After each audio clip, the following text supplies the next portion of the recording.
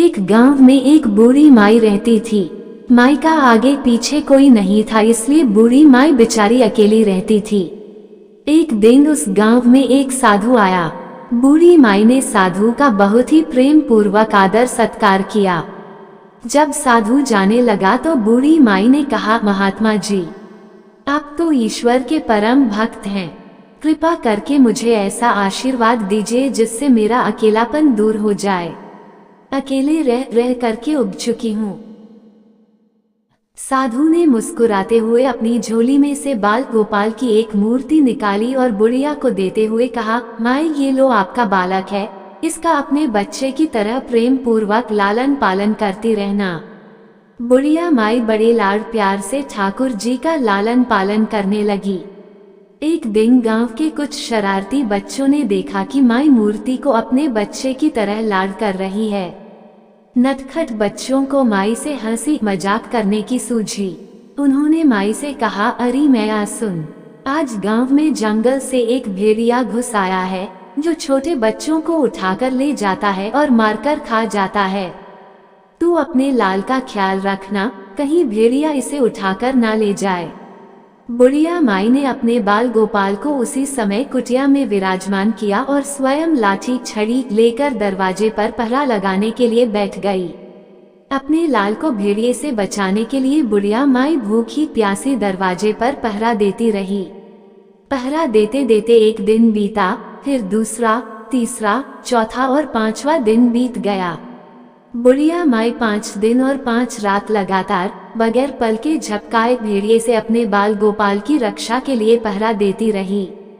उस भोली भाली मैया का यह भाव देखकर ठाकुर जी का हृदय प्रेम से भर गया। अब ठाकुर जी को मैया के प्रेम का प्रत्यक्ष रूप से आस्वादन करने की इच्छा हुई। भगवान बहुत ही सुंदर रूप धारण कर वस्त्राभूषणों से सुसज्जित होकर माई के पास आए। ठाकुर जी के पांव की आहट पाकर माई अड़ग गई कि कहीं दुष्ट भेड़िया तो नहीं आ गया मेरे लाल को उठाने। माई ने लाठी उठाए और भेड़िए को भगाने के लिए उठ खड़ी हुई। तब श्याम सुंदर ने कहा, मैं हूँ, मैं तेरा वही बालक हूँ जिसकी तुम रक्षा करती हो। माई ने कहा, क्या? चल हट, तेरे जैसे बहुत देखे हैं, तेरे जैसे सैकड़ों अपने लाल पर न्योछावर कर दूं, अब ऐसे मत कहियो, चल भाग जा यहाँ से। ठाकुर जी मैया के इस भाव और एकनिष्ठता को देखकर बहुत ज्यादा प्रसन्न हो गए।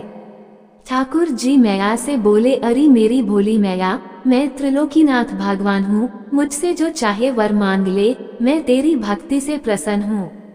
बुढ़िया माई ने कहा, अच्छा आप भगवान हो, मैं आपको 100 प्रणाम करती हूँ। कृपा कर मुझे यह वरदान दीजिए कि मेरे प्राण प्यारे लाल को भेड़िया न ले जाए। अब ठाकुर जी और ज्यादा प्रसन्न होते हुए बोले, तो चल मैया, मैं तेरे लाल को और तुझे अपने निज धाम लिए चलता हूँ, वहाँ भेड़िए का कोई भय नहीं है। इस तरह प्रभु बुढ़िया माई को अपने निज धाम ले गए। इस कहानी से शिक्षा मिलती है कि हमें अपने अंदर बैठे ईश्वरीय अंश की काम, क्रोध, लोभ, मोह और अहंकार रूपी भेड़ियों से रक्षा करनी चाहिए। जब हम पूरी तरह से तन्मय होकर अपनी पवित्रता और शांति की रक्षा करते हैं तो एक न एक दिन ईश्वर हमें दर्शन जरूर देते हैं। भगवान को पाने का सबसे सरल मार्ग है, भगवान को प्रेम करो निष्काम प्रेम, जैसे बुढ़िया माई ने किया। दोस्तों, यदि आपको यह कहानी पसंद आई हो तो प्लीज वीडियो को लाइक करें, शेयर करें और चैनल को सब्सक्राइब करना न भूलें। धन्यवाद।